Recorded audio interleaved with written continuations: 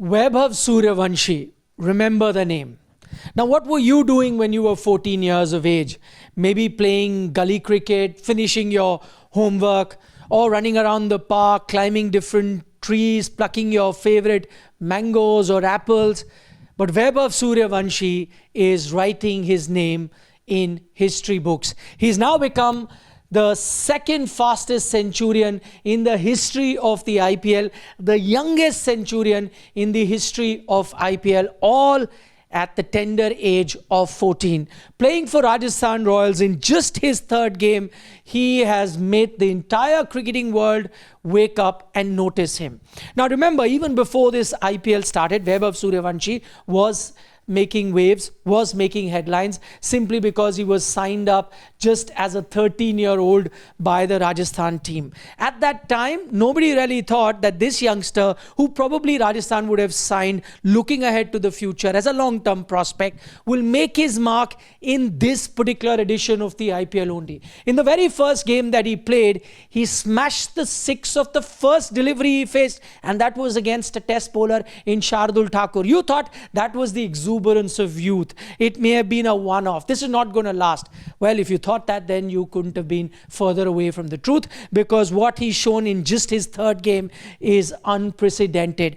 He started in that same fashion and then hit shots all across the ground. And shots to bowlers like Ishant Sharma, to Rashid Khan, to Mohammad Siraj, to Prasidh Krishna. These are all bowlers that have played at the international level. And here is a 14-year-old smashing them on every part of the ground. That's how dominant he was on the day. And that is the moment where I was thinking to myself, if this is what he's doing to international level bowlers, what must he do to bowlers if he was to face an under 14 level game bowlers or under 16 or under 19? He would be just at a different level. Good that he's playing against these fast bowlers, because he's showing that he belongs to that particular level. My mind goes back to that time. Today he was facing an Ishant Sharma, smashing him everywhere across the ground. And then my mind takes me back to a situation where Ishant Sharma played the IPL in 2008. This is the 18th year of the IPL, and Ishant Sharma is still playing.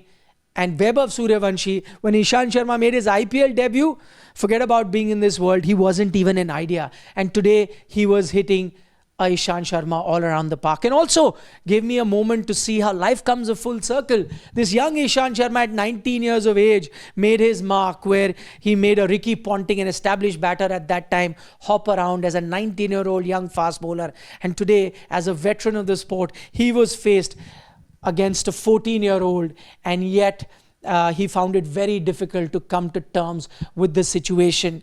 Vaibhav Suryavanshi, as we know, is a youngster who's not even old enough to do a shave. He's never shaved in his life, but boy, even though he may never have shaved in his life, boy does he know how to wield a blade, because that's how he was using his bat today.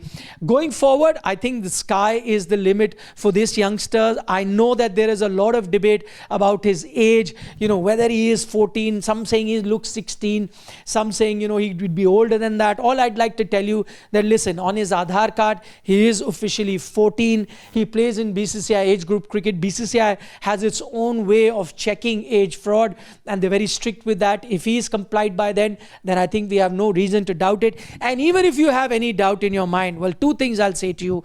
That one, he's playing at the senior level. So it doesn't matter if he's 14, 15, 16. He's smashing the best bowlers that the world has at the moment. And that in itself is a testament to the kind of talent that he has. So my appeal to any doubter out there, I'll just say one thing.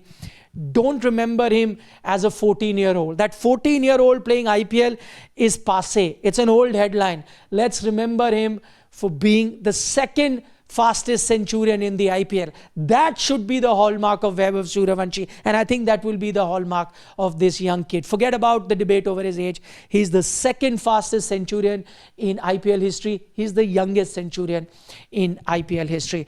That was about Vaibhav Suryavanshi. But on the game, if you were to take a look at it for Gujarat Titans, I think without taking too much credit away from this youngster, there were a few areas that Gujarat Titans really needed to be a bit better. They needed to tighten screws there, which I think they failed today. That is why they faced an unusual loss in this IPL, because they have been the team with the best bowling lineup so far, the team that has had a set plan that has really worked for them. What are the areas they really erred at?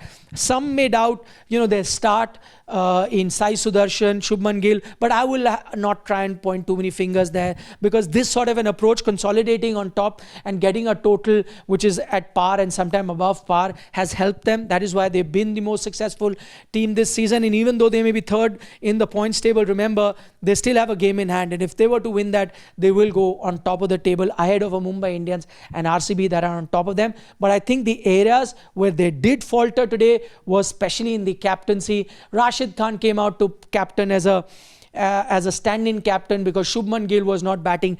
I think even that was a big error. I know Shubman had a longish knock, but he should have been out there on the field guiding his troop. A stand-in captain sometimes just for a one-off game cannot get his tactics right, and that's exactly what we saw with Rashid Khan. That was error number one. And error number two is how Rashid went about his captaincy. Now, Suryavanshi initially to begin with had a few streaky shots, the ball really not going where he was trying to hit them, but that is not the time that they capitalized. They allowed that youngster who likes to play fearless cricket get away from the game. How are you thinking of bowling someone like an Ishant Sharma ahead of a Prasidh Krishna? Ishant has not been the same bowler.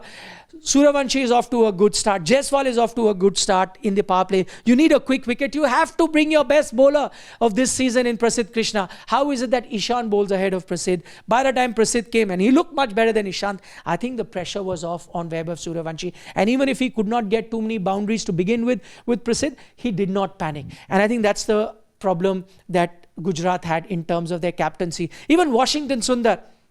Washington has been a player this season who hardly gets game time for Gujarat. Even when he's played, he's only playing as a batter.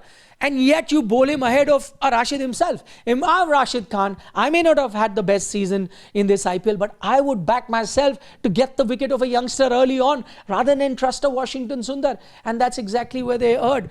Allowing a Washington Sundar and Ishant Sharma, that gave a lot of runs to Rajasthan. They settled down, and after that, it was only one-way traffic. So looking back, Gujarat might want to fix these few errors. Also playing Karim Jannat, who's never been that outstanding overall. I cannot understand why would you drop a Shafin Rutherford, or if not that, you've got a Gerald Coetzee as well if you needed a bowling all-rounder. Why would you go to a Jannat who has a reputation of leaking runs? So I think in terms of their team selection, in terms of their captaincy, they were found wanting. But as I said earlier, taking nothing away from what Vaibhav Suryavanshi did.